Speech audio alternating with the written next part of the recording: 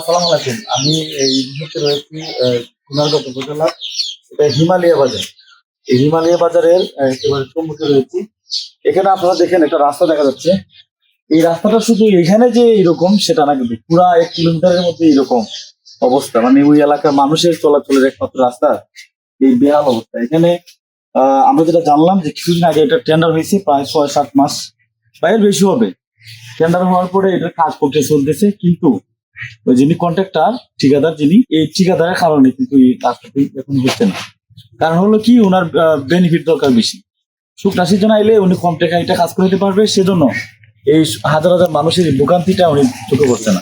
উনি এছাড়া উনি বিএনপি নেতা দাবি করেন, যে কারণে এই মানুষগুলোর এই হয়রানি কষ্ট, আপনি যদি না আসেন তাহলে নিজের চোখে যদি না দেখেন তাহলে বুঝতে পারবেন না যে কতটা বেহালে আছে। এখানে যদি গর্ভবতী মহিলা হয় তাহলে উনি কিভাবে যাবে, স্কুলে যদি কেউ লেখাপড়া করে সে কিভাবে যাবে, মানে হাঁটা চলা করার মতো কোনো সুযোগ নাই। কিন্তু উনি কোনো কারো কথা শুনুন না, উনি ওনার মতো করে এটা কাজ চালিয়ে যাচ্ছেন, অর্থাৎ কাজের কোনো গতি নেই। এই অবস্থায় যারা প্রশাসনের দায়িত্ব রয়েছেন, যারা সরকার দায়িত্ব রয়েছেন, যারা দলের পরিচয়ে মানুষের ভোগান্তি করেন, তাদেরকে বলতে চাই, আপনারা তো দলের একমাত্র ব্যক্তি না।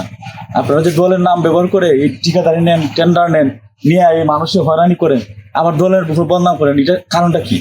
আপনারা কি দেখেন না এর আগে যারা এরকম করছে তাদের কি পরিণত হয়েছে? আমি এই এলাকার মানুষের সাথে কথা বলছিলাম, তারা যেটা বললেন, এই এই ঠিকাদারের কার কথা শুনে না।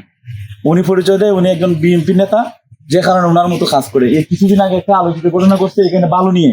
উনি বালু দিবে না, এখানে সাধারণ মানুষের জিম্মি করে পরবর্তী সরা থেকে পাশের যে গান ছিল বা নদী ছিল সেখান থেকে এই রাস্তার বালু দিচ্ছে। কিন্তু উনি নিজের টাকা করে বালু দেয় নাই, মানুষের জিম্মি করে উনি সুবিধা নিছে। তো এই বিষয়টা প্রথমে যারা কর্তৃপক্ষ করেছেন তারা দৃষ্টি আকর্ষণ করছি, এবং অতি দ্রুত যাতে এটার ব্যবস্থা নেওয়া হয় সেই জন্য যারা সন্তুষ্ট রয়েছেন তাদের দৃষ্টি কামনা করে আমি। কারণটা এখন আমরা কি বলবো ভাই, যা পরিস্থিতি করে দিয়ে রাখছে এটা বলার আপনারা বাইরে। যদি এখানে একজন রুগী নেন তাহলে কিভাবে নিবেন? রুগী তো ভাই এগুলা অনেক কষ্ট করে নিতে হয়, বা যারা রুগী নিয়ে আসে অনেক সময় দেখা যায় যে কান্দে বাড়ি নিতে হয়। যেমন মনে করেন আগে মানুষ দান বা অন্যান্য জিনিসগুলা যেভাবে কান্দে আপনারা যারা লেখাপড়া করে যারা শিক্ষার্থী তারাও এইভাবে তারাও এখন পরিস্থিতির শিকার ভাই, এইভাবেই যাইতেছে। কি করবো? আপনারা কি প্রতিবাদ করছেন এই বিষয়গুলো নিয়ে? এগুলা নিয়ে প্রতিবাদ করে কি করবো ভাই? কেউ শুনে না সে কথা। এই কথা কেউ এগুলাই মানে এলাও করে না, এসব কথাবার্তা। যে এলাকায় যে মানুষ আছে এগুলা চিন্তা ভাবনা নাই। কিতা চাইতেছেন এই কাজটা নিয়ে? কিতা এখন আমরা বিশেষ করে এটাই চাই যে যে কন্ট্রাক্টর এই কাজটা পাইছে উনি যেন খুব দ্রুত কাজটা শেষ করে দেয়, আমাদের অন্তত এই অবস্থা থেকে